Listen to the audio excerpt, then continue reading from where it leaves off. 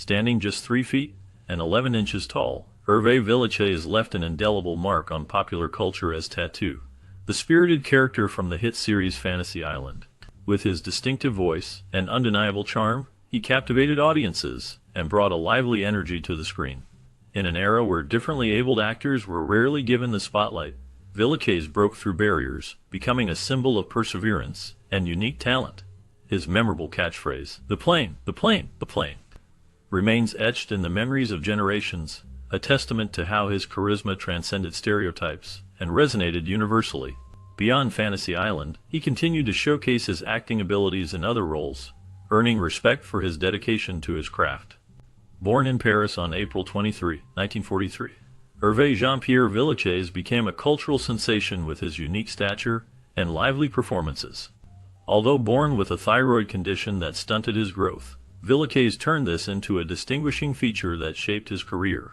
His most iconic role came in the character of Tattoo from the television series Fantasy Island. As Mr. Rourke's loyal assistant, Villechaize would excitedly exclaim, "Da plane, da plane," as guests arrived, a catchphrase that turned into a national phenomenon. His partnership with Ricardo Montalban, who played Mr. Rourke, captured the hearts of viewers, making the show a staple of American television.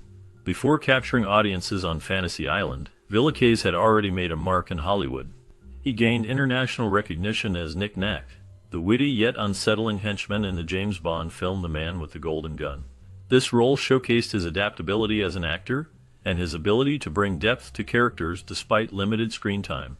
Beyond his work in television and film, Villechaize pursued other artistic avenues. He studied art at Beaux-Arts in Paris, and initially started his career as a painter and photographer.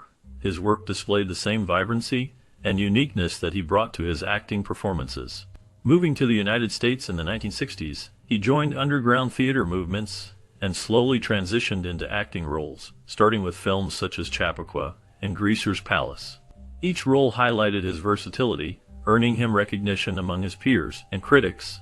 Off-screen, Villechaize lived a life filled with complexities. Known for his humor and charisma, he also faced personal demons, including conflicting emotions about his stature and health challenges. Despite his struggles, Villechaize continually used his platform to advocate for others with disabilities, raising awareness about inclusion and representation in the entertainment industry. His relationships, though tumultuous, further underscored his sensitive and passionate nature.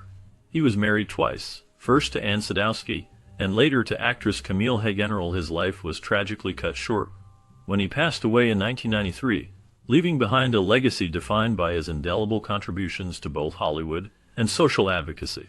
Villechaize's portrayal of Tattoo remains one of his most lasting achievements. The excitement and joy he brought to Fantasy Island epitomized the spirit of the show, and his famous catchphrase continues to be remembered decades later. Born in Paris, France, Hervé Villechaize came into the world in 1943 during the turmoil of Nazi-occupied France. The youngest of 4 sons, his family included his mother Evelyn, an Anglo-Italian socialite, and his father André, a surgeon based in Toulon. From the outset, Villechaize faced formidable challenges due to his diagnosis of dwarfism, caused by an endocrine disorder. Despite these physical impediments, his early life was marked by his determination and the resilience of his family in supporting his condition.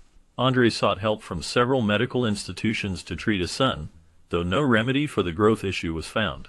This left young Hervé to navigate life with his distinct stature and ongoing health concerns, which included having undersized lungs. Villechaize's artistic inclinations emerged early, most notably during his childhood when his passion for painting flourished. He pursued this interest with vigor and eventually secured a place at the prestigious École des Beaux-Arts in Paris, where he honed his craft. Yet, even with his burgeoning talent in painting, he yearned for a different stage, one where he could perform and express himself through acting.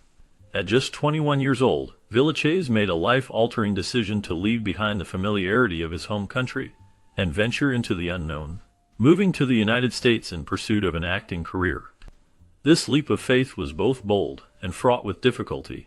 Upon arriving in America, Villechaize encountered many barriers, among them the stark reality of rejection and prejudice within the Hollywood system. Castings were limited, not only because of his physical stature but also due to societal biases of the time. His struggles, however, were met with unwavering optimism and determination. Villechaize took on small movie roles initially, building his experience on sets where his unique appearance began to draw some attention. While progress was slow, these opportunities provided him with the foundation to develop his craft further. Beneath any rejection faced, there lingered a hopeful belief that his talents, coupled with his distinct charm, would eventually carve out a space for him in the competitive and challenging entertainment industry. Holding on to this relentless ambition, Villechaize continued on his journey, always believing that his big break was just around the corner. By 1974, Hervé Villechaize had already endured a difficult road in his pursuit of an acting career in Hollywood. Despite having secured a few minor roles in television and film, he found himself struggling financially and homeless. His car became his only consistent shelter. It was a harsh reality for the French-American actor, whose small stature made him stand out, but also served as a barrier in a system that marginalized unconventional actors. Hollywood at the time lacked roles for someone of Villechaize's physical stature, and he faced rejection time and again. His limited income barely covered his basic needs, leading him to sleep in his car, turning it into a makeshift home. Yet, through all the struggles, he remained resolute, displaying a determination rarely matched. His days were spent auditioning, searching for any opportunity that might record his name in the industry, even as nights brought him back to a cramped car parked on the streets. Villechaize relied heavily on the generosity of friends and colleagues. Some provided him with meals or temporary places to stay, but these acts of kindness were few and far between, forcing him to confront the loneliness and hardships of chasing a dream in such an unforgiving environment. He accepted work wherever he could find it, occasionally taking on odd jobs to keep afloat, as he clung to the hope that his efforts would eventually pay off. Each passing year tested his resilience, with success seeming more like an elusive dream than an attainable reality. Still, Villechaize found ways to nurture his optimism, even during the bleakest of times, reminding himself why he had chosen this path in the first place.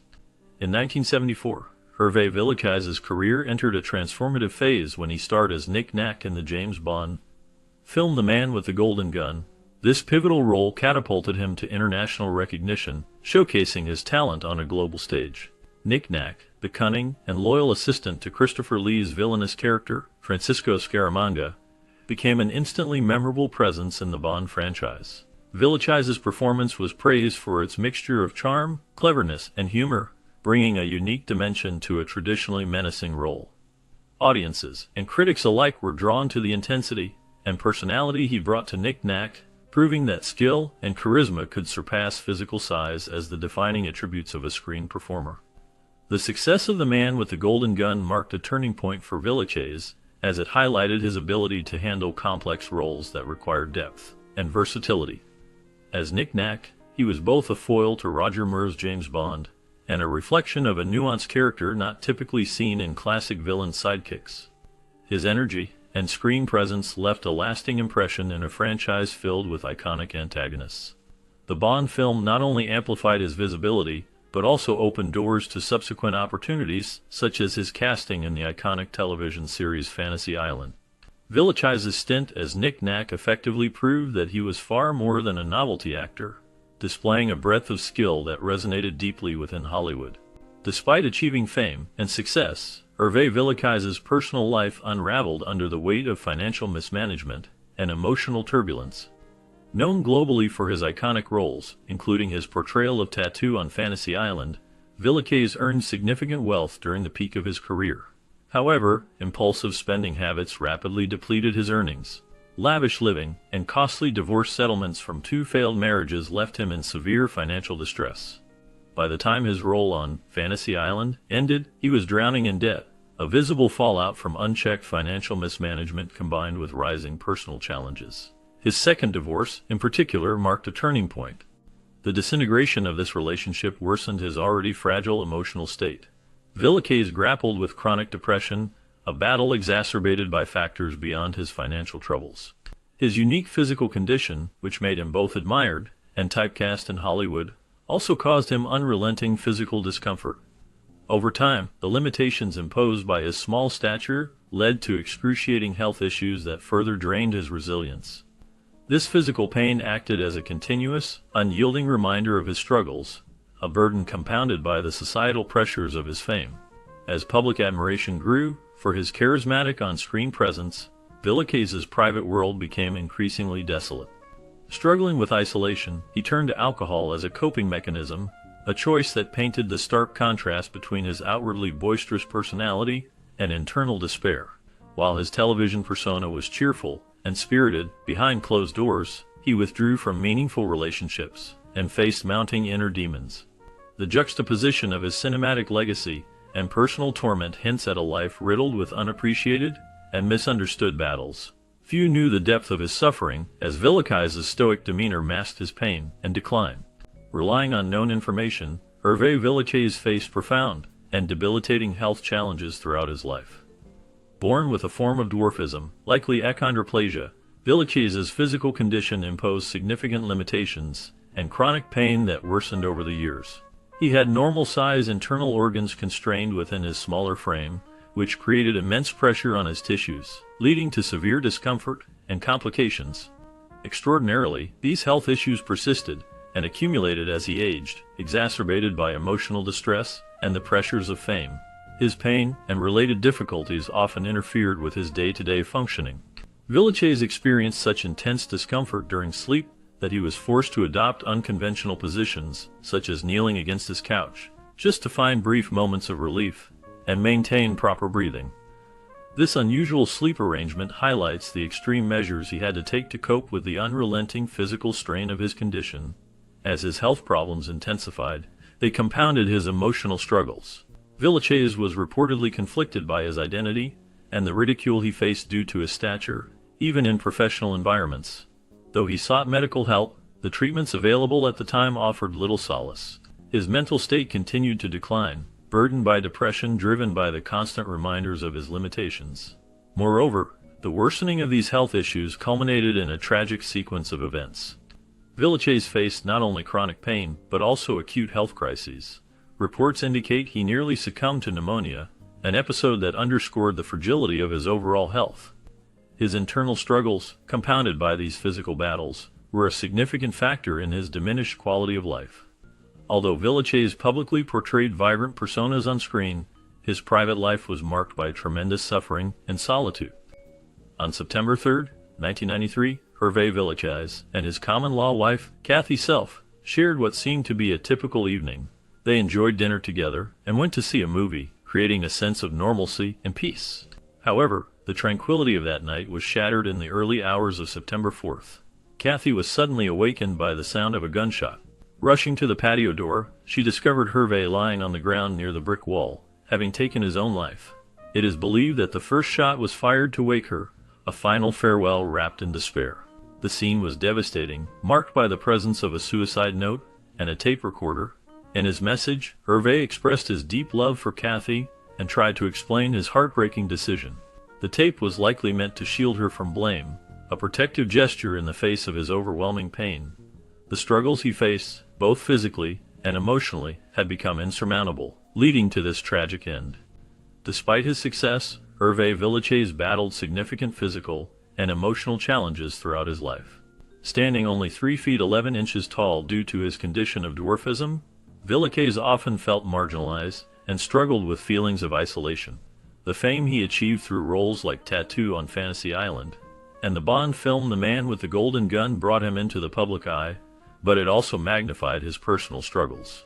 Beyond his career, Villacaize's health problems were a constant source of pain. He endured lifelong medical complications related to his stature, which only added to his suffering. The chronic physical discomfort left him dependent on painkillers and medical interventions, creating emotional upheaval that he found increasingly unbearable as the years went by. Villacaize's personal life was complex, and his relationships reflected his inner turmoil. While he found love and support in Cathy Self, his girlfriend at the time of his death, his struggles often overshadowed his ability to find happiness. In the days leading up to his suicide in 1993, Villacaize made a pointedly somber recording, documenting his thoughts and emotions, which provided a rare glimpse into his tortured mindset. The tape revealed his profound affection and gratitude for Cathy, whom he described as a supportive force in his life. However, he also articulated despair, rooted in his physical pain and mental anguish, expressing that continued existence had become unsustainable for him. On the morning of September 4, 1993, Villechaize succumbed to his internal battles, taking his own life with a gunshot to the chest at his Los Angeles home. His suicide note and the accompanying recording underscored the depth of his despair, but also highlighted his enduring love for those close to him. The news of his death sent shockwaves through Hollywood, and among fans who had admired his unique talent and larger-than-life personality. Many close to him, however, were less surprised, as they had witnessed the toll his challenges had taken on him over the years. Villechaize's death brought attention to critical issues surrounding mental health, particularly in the entertainment industry. His life illustrated the unique pressures faced by actors, especially those dealing with visible differences and chronic health issues. It also served as a stark reminder of the importance of addressing mental health struggles openly and providing necessary support for individuals in distress. His tragic end prompted conversations about the hidden struggles many public figures endure and the ways in which fame and visibility can sometimes exacerbate personal pain. Villechaize's final act displayed both his profound love and a sense of responsibility for Kathy, the woman who shared his life. Struggling with relentless personal suffering and deteriorating health, he went to great lengths to ensure that Kathy would not be burdened by guilt or suspicion after his death. He aimed to absolve her from blame through a clear note and an audio tape left behind, shielding her from questions that might have otherwise followed his tragic passing. The recording, placed strategically near the site of his heartbreakingly intentional act, captured his emotional farewell and illuminated his inner turmoil. Villechaize wanted Kathy to comprehend that his decision to end his life was not a result of flaws in their relationship or her actions, but rather a desperate response to his unending pain. He was battling demons that went far beyond their shared life and affection. The sound of a gunshot through the glass sliding door, a deliberate action by Villechaize, served as his last attempt to wake Kathy, drawing her to his side during those unbearable final moments. It also pointed to an effort to provide her with closure, as difficult as it would be, by ensuring she was aware of what was happening. Kathy herself would later reflect on those events with a mix of sorrow and understanding, believing that Villechaize's actions had a definite intention behind them, a means to leave her informed and present, but protected from doubt or blame. His love for her emerged as a crucial thread in his final decisions, portraying a man deeply conflicted, yet determined to safeguard the person he cherished most. His passing not only marked a harsh end to a life plagued by suffering, but also left a void for those who admired him as a performer and a person. Early in life, Hervé Villechaize captured audiences with his distinct personality and talent, despite facing significant hardships. Born on April 23, 1943, in Paris, France, he was afflicted with a condition called proportionate dwarfism, which limited his height to 3 feet 11 inches. Though he overcame early mockery and built a career as a painter and actor, life brought both remarkable success and deep suffering for Villechaize. He gained unparalleled fame through his role as Tattoo on Fantasy Island, ascending to the zenith of his career and becoming a household name. His infectious catchphrase and humor belied the constant physical ailments and emotional turmoil he carried within. Villechaize's success on the television screen came with a price. His time on Fantasy Island cemented his place in popular culture, but it also brought its challenges. Failing negotiations over pay and a demanding schedule eventually saw him dismissed from the show, further exacerbating his feelings of rejection and invisibility. The emotional strain of his declining career, coupled with physical pain from lifelong health issues and battles with depression, ultimately left him vulnerable. On September 4, 1993, at the age of 50, his inner turmoil culminated in tragedy when he took his own life at his Los Angeles home. His partner, Kathy Self, recalled his deteriorating state and the haunting nature of the suicide note he left behind.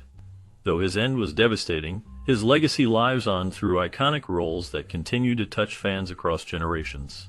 Villechaize's life remains a poignant reminder of resilience amidst pain, and a cautionary tale of the unseen struggles often faced by those in the limelight.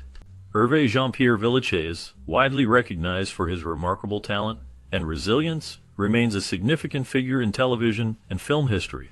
Born on April 23, 1943, in Nazi-occupied France, Villechaize faced the immense challenge of living with dwarfism due to a severe thyroid condition that stunted his growth.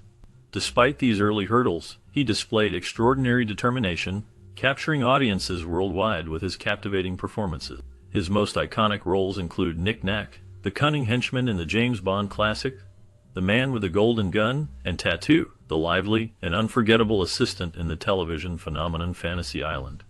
Villechaise's catchphrase, Da plane, became a cultural touchstone, resonating with fans across the globe. His artistic journey began with painting and photography in Paris, where he displayed acute creativity. Later, he transitioned to stage performances, ultimately finding his way to the silver screen. Villechaise broke barriers in Hollywood, proving that talent and charisma transcended physical constraints. He effectively expanded representation for people with disabilities, challenging societal stereotypes in an industry often defined by rigid beauty standards. However, despite his professional success, Villechaise faced a complex private life marked by profound personal struggles. These challenges included coping with chronic health issues and navigating an industry that frequently marginalized actors with disabilities. Even so, he continued to inspire with his infectious spirit, winning the admiration of millions. His time on Fantasy Island solidified his fame, showcasing his ability to balance moments of humor with nuanced depth, enhancing the show's appeal. Hervé Villechaise's legacy carries a dual message, a celebration of his achievements, and a reflection on the difficulties that shaped his life. His contributions paved the way for greater inclusivity in mainstream entertainment, encouraging aspiring performers to imagine a world where their potential could flourish irrespective of physical constraints. Villechaise's influence continues to echo within popular culture, not only through the roles he played, but through his lasting impact on the aspirations and dreams of countless individuals who saw themselves in his journey. Born as Hervé Jean-Pierre Villechaise in Paris, France, he grappled with a congenital growth disorder that heavily influenced his physical development and life experiences. Standing at just 3 feet and 11 inches tall, he was often subjected to social scrutiny. Yet, Villechaise cultivated resilience and channeled these struggles into his creative pursuits, finding solace in painting, a talent he nurtured from his early years. His journey toward fame began with acting roles in experimental films in New York City, where he portrayed characters that defied societal expectations and showcased his versatility. Villechaise's big break came in 1974 when he starred as Nick Nack, the villainous henchman in the James Bond film, The Man with the Golden Gun. However, it was his role as Tattoo in the TV series Fantasy Island that catapulted him to international fame. His cheery disposition and signature catchphrase, the plane, made him a beloved figure, despite being part of an industry that rarely celebrated those who looked like him. Behind the iconic roles lay a man who battled deep insecurities and medical issues, facing significant discrimination even as his popularity grew. He advocated for equal pay and opportunities, famously demanding parity with his Fantasy Island co-star Ricardo Montalban, an act that, while courageous, led to his dismissal from the show in 1983. The actor's personal life was a mosaic of highs and lows. Married twice, his relationships were often affected by his struggles with self-image and physical health ailments, including chronic pain from ulcers and respiratory issues. Financial troubles plagued him despite the lucrative contracts he once enjoyed, and his life descended into a pattern of depression. Villechaise's later years were marked by solitude, a retreat into his art, and a poignant interview with journalist Sasha Gervasi, who captured his reflections on his life and career in a moving piece that served as the inspiration for the HBO film My Dinner with Hervé. Tragically, Villechaise succumbed to his struggles on September 4, 1993, taking his own life in the backyard of his Hollywood home. His death at the age of 50 left a void in the entertainment world, but his contributions continue to resonate as a testament to his indelible charisma and groundbreaking career.